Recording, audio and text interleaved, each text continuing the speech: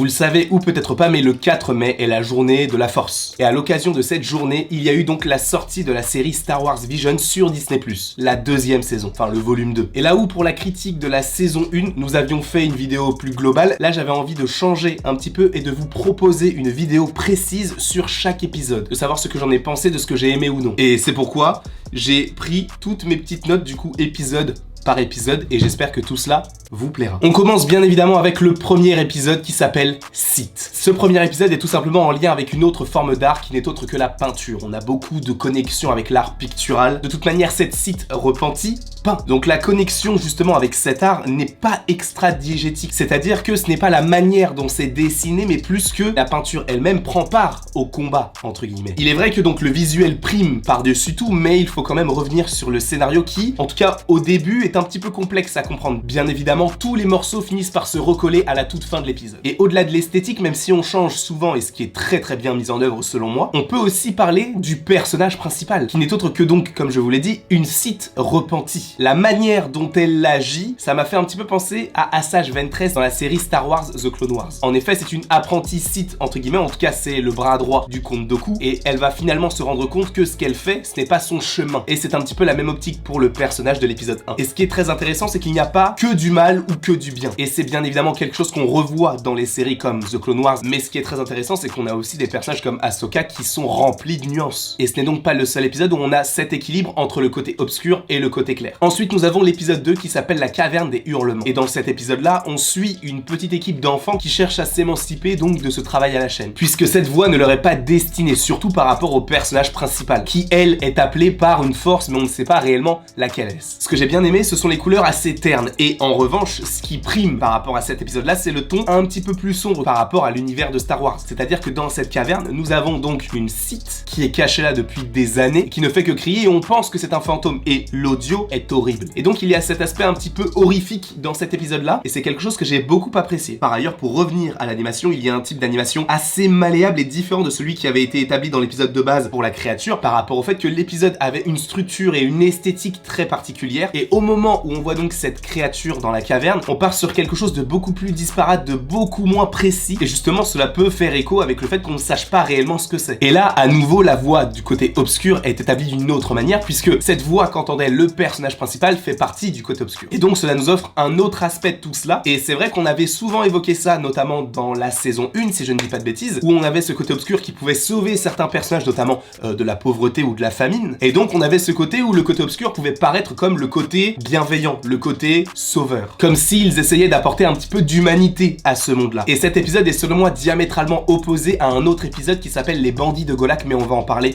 juste après. Avant de terminer sur cet épisode-là, la musique de fin est grandiose. Ensuite, nous avons un changement graphique pour l'épisode dans les étoiles, puisque nous sommes sur de la stop motion, donc on est sur quelque chose de fait main. Personnellement, j'ai trouvé que ces épisodes-là étaient limite les meilleurs, notamment le dernier épisode. Et c'est vrai que c'est celui que j'attendais le plus. Vous savez, dans le trailer, il y avait notamment cette scène où on a donc cet enfant qui essaye notamment d'arrêter un vaisseau de l'Empire. Et c'est vrai que la musique ou même le montage du trailer faisait que c'était hyper épique. Dans l'épisode, ça allait un petit peu moins, parce que c'est véritablement l'épisode en lui-même, mais cet épisode n'en est pas moins intéressant pour autant. En effet, ce qui est très intéressant, c'est qu'on a donc deux types d'animation. On a évidemment de la stop motion, mais on a également de l'animation entre guillemets 2D sur les murs. Et ça, je ne sais pas pour vous, mais personnellement, ça m'a fait vraiment penser au film L'Âge de glace, où on découvre le passé du personnage de Mani, où justement on voit les différents mammouths qui sont attaqués par les humains, et on comprend en fait cette haine-là. Et c'est vrai que cette scène-là, esthétiquement, était très bonne, mais l'audio m'a vraiment dérangé, dans le sens où on t'explique tout et c'est vraiment pas du tout naturel. C'est-à-dire que l'un des personnages va raconter une histoire que l'autre personnage à côté d'elle connaît déjà. Donc c'est vrai que c'est pas du tout naturel, on a vraiment l'impression qu'elle parle au spectateur plutôt qu'à sa sœur. Et ça me dérange un petit peu parce que je me dis, en fait ne mettez pas d'audio, on se doute de ce qu'est l'histoire, donc mettez-nous juste des images et on comprendra. Le fait qu'ils aient rajouté à nouveau des paroles derrière pour expliquer vraisemblablement ce qui était qui faisait quoi, c'était un peu trop. Et encore une fois, pas du tout naturel. Et c'est vrai que la relation entre les deux sœurs m'a beaucoup fait penser à la relation Lilo et Nani dans le film Lilo et Stitch. Là où on a une grande sœur qui est très protectrice et Lilo qui justement fait un petit peu ce qu'elle veut et qui par rapport à ses bêtises va réussir à gagner entre guillemets. Ensuite nous avons l'épisode d'Hardman qui s'appelle Je suis ta mère. Personnellement,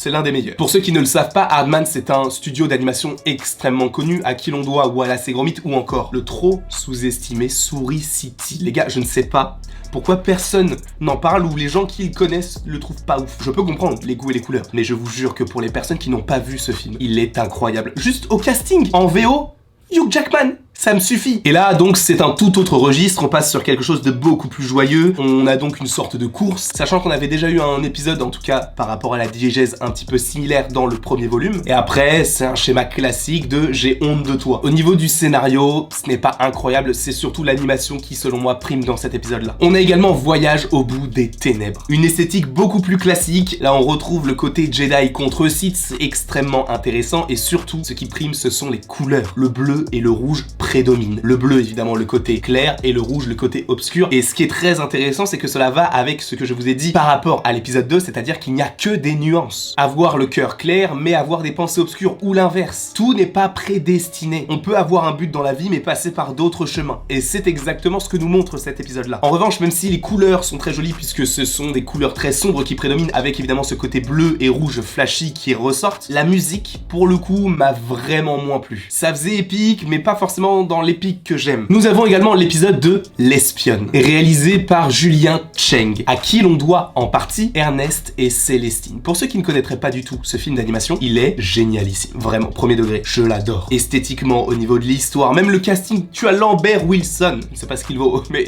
personnellement, je l'aime bien. En tout cas, dans ce que j'ai vu, je l'aimais bien. Par ailleurs, Lambert Wilson double le personnage principal dans Souris City. On y revient toujours. Et je crois d'ailleurs que dans cet épisode, il double un personnage, tout comme Camille Cotin. Je vous avoue que quand j'ai regardé cet épisode, j'ai fait entre guillemets une overdose, entre guillemets, puisque cet épisode est le 6e si je ne dis pas de bêtises, et ne vous inquiétez pas, en tout cas je le précise, c'est que j'ai regardé 5 épisodes entre guillemets un petit peu toute la journée du 4 mai et le 5, donc le jour où sort cette vidéo, j'ai vu les 4 derniers. Et eux, je les ai enchaînés. Mais c'est vrai que, en fait, c'est un schéma qui est beaucoup trop classique et c'est ce que je n'avais pas fait, notamment pour des séries d'anthologie comme Love, Death and Robots, où on a plein d'histoires et où ça fait beaucoup et ça devient vite indigeste si on enchaîne tout. Et après, je ne sais pas si je suis le seul, mais c'est vrai qu'il faut possiblement prendre un petit peu plus de temps pour les regarder. Moi, je me suis dit, je ne vais pas sortir la vidéo le 4 mai parce que ça ne sert à rien de se presser, autant bien savourer chaque épisode ou pas, et donc c'est pour ça que j'ai préféré séparer ça en deux et donc de sortir la vidéo un jour après la sortie. J'espère d'ailleurs que ça ne vous dérange pas, et même si ça vous dérange, le mal est fait, Farouk. Et donc oui, c'est à ce moment-là que je me suis dit, en réalité,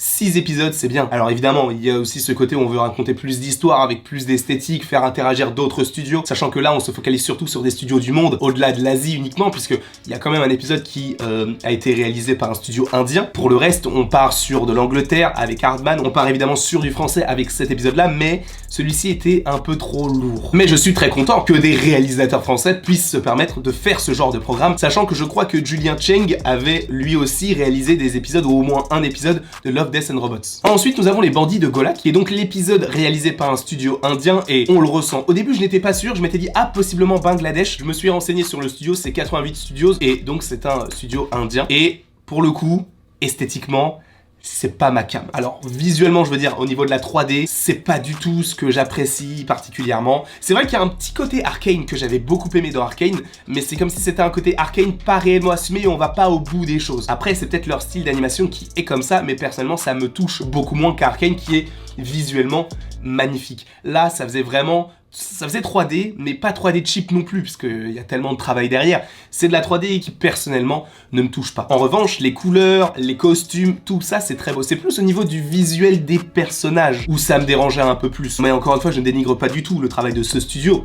Ils ont fait des choses incroyables, bien sûr, des choses que je ne pourrais jamais faire, mais je donne juste mon avis sur mon ressenti personnel. Et là, on revient à l'épisode 2 avec la caverne des hurlements. Ça me fait penser qu'à la toute fin de l'épisode 2, on a donc ce personnage jeune qui va rejoindre les Sith parce que elle est appelée par cela. Et là, dans cet épisode-là, c'est l'inverse, elle est appelée par le clan des Jedi. Un parallèle parfait, puisque l'histoire est un petit peu similaire, où elle doit choisir entre quitter sa famille et aller du côté des Jedi. Pour le coup, c'est très bien réalisé. Et en général, bon, on le sait très bien, à part Grogu, personne ne choisit la famille. Parce qu'il n'y a que Grogu qui a choisi de rester avec Mando, parce que tout le reste, en tout cas des personnages qu'on a vus dans cette série d'anthologie, ils choisissent le côté des Jedi ou le côté obscur. La famille, on s'en moque. Et aussi, bon, la musique, pareil, sonorité asiatique, ça me va. C'est même plus que ça me va, c'est que je trouve que ça fonctionne très très bien. Là, pour le coup, on a un épisode qui sociologiquement est très intéressant, l'épisode Le Trou, où on a une exploitation d'esclaves afin de construire un trou pour récupérer des cristaux Kyber, afin de créer une ville juste à côté. Et on a ce côté où deux classes sont séparées. Il y a la classe qui ne cesse d'augmenter par rapport à la taille des buildings qui semblent toucher le ciel, et la classe donc de ceux qui creusent, qui ne font que creuser leur propre tombe et qui sont au plus bas terre, limite au noyau. Et justement, ce qui est assez intéressant, c'est qu'on a l'impression que ceux du haut ne veulent pas descendre et ceux du bas ne veulent pas monter. Parce que ceux du bas ne peuvent pas monter parce que c'est trop dangereux, et ceux du haut ne veulent pas descendre parce que pour eux ce n'est pas nécessaire. Même si à la fin, bien évidemment, il y a ce MacGuffin qui nous permet